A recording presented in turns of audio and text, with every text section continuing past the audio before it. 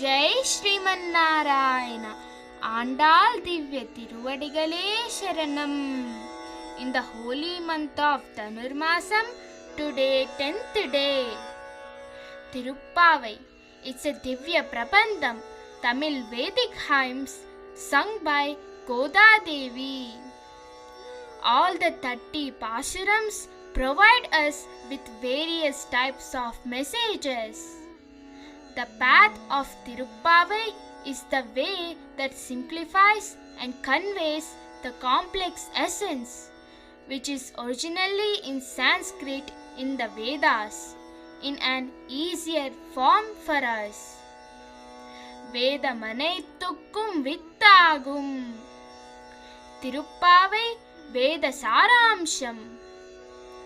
In the Vishnu Sahasranamam, the first name Vishwam Vishnuhu, which means the Supreme Soul who pervades the entire universe. The concept of Narayana is explained as follows.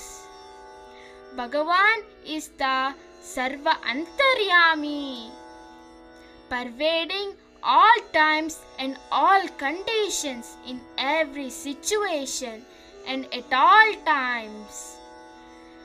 This is the essence of today's Pasuram.